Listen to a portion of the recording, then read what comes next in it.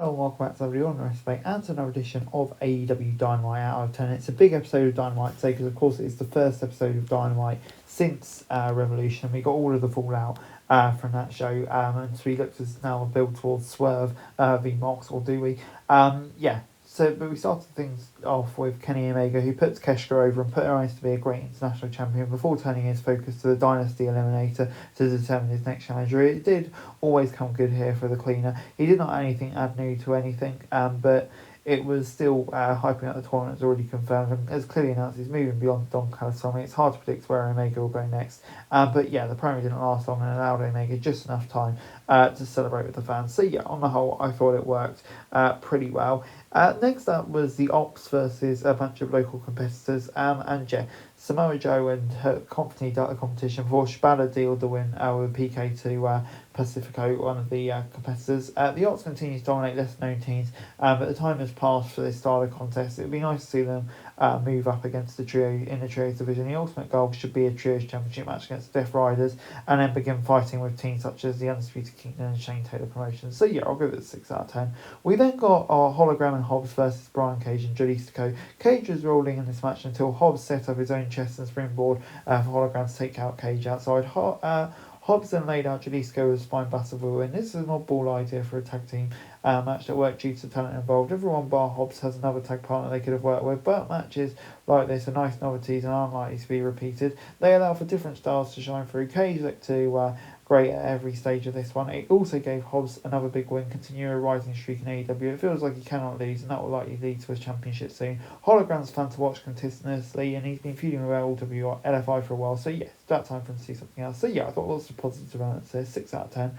Next up, after a fantastic drama package highlighting the end of the rivalry between Timeless Tony and Mariah May, the AEW Women's World Champion told anyone to step up. Out of darkness, Megan Bain arrived, laid out Storm with a forearm to the back of her head and stood tall over the champ. Storm delivers promos like no one else in their business for a signature old school cadence to her dialogue. In this moment, had ending with her standing firm and the question of her next challenger, it would have been good, but Bain stepping out made it memorable. While she's only been in AEW for a short period, she looks like a dominant monster, and it makes all the more sense she's already defeated Statlander, and yeah, she could go about ending Storm's reign too. Before we got the Dynasty Eliminator Tournament, the Beast Mortos taking on debuting Speedball Mike Bailey, the wild card. He won with a standing moonsault drop and a roundhouse kick. This was a great opening performance from Bailey, who made the Mortos look dangerous before overwhelming him with his unique blend of strikes and athleticism.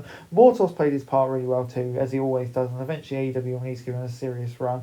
For now, Speedball needed a win, and he could well be winning the whole tournament. I'd like to come down for him and Ricochet to see who gets next shot at Omega. But yeah, I thought this was really good, great debut, and so excited to finally see Speedball in AEW.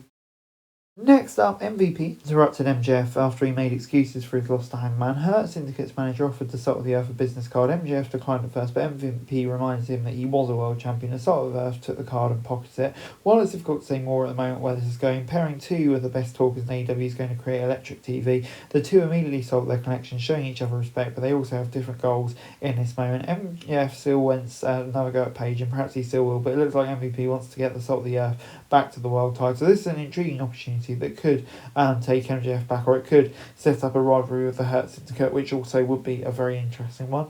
Max Caster was in action and continued his best wrestler alive open challenge. Takeshita answered the call and planted out Caster with a raging fire to get the win.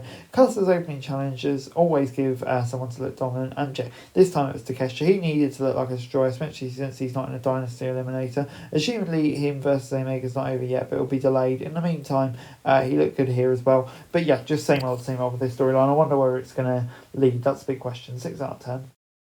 Next up, we got Willow Nightingale against Penelope Ford. Ford nearly counters everything Nightingale could deliver, but after a cutter, Willow could counter the second cutter and turns into a pounce to go in.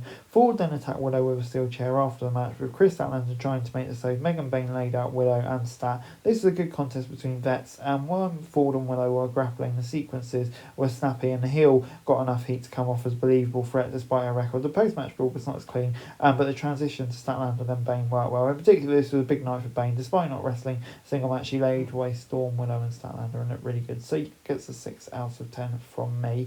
But moving on then, Tony Schiavone talked up to a banged out Will Ospreay, who said he needs to go home for a while and to make the trip to his real life partner Alex Windsor. He set up his course upon his return, promising to win in the Owen Hart tournament and contend for the world title. The Aerial Assassin continues to deliver on the mic, showing his personality and keeping it real. His tangent about his girlfriend was hilariously delivered. Ospreay in the main event of All In is a smart move, but the world title pitch has got crowned over lately, so yeah, he may not have the opportunity. Still, he made the Owen Hart feel really important early on, reminding fans what will be on the line when it starts. So yeah, good stuff. And then to close out this show, we got Orange Cassidy versus Hechicero in the Dynamite Elimination Tournament. Hechicero wrapped up Cassidy throughout the match, wearing him down limb by limb. However, Freshly escaped with a mousetrap, getting the win.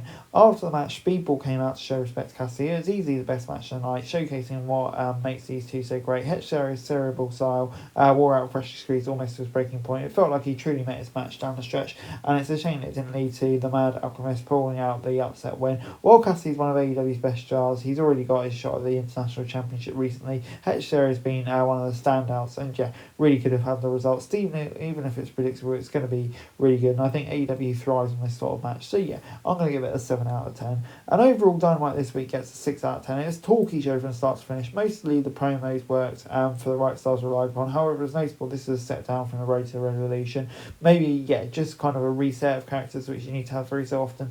But yeah, I think less talking, more wrestling on the show would have been good. So yeah, on the whole, I'll go at 6 out of 10. That's it for this video. Thanks very much for watching. Remember to like, share, subscribe. Follow us on our socials, link in the description below for daily wrestling news, meme and content. Subscribe to our other channels on screen right now, that'd be greatly appreciated. Thanks very much for watching. Peace out.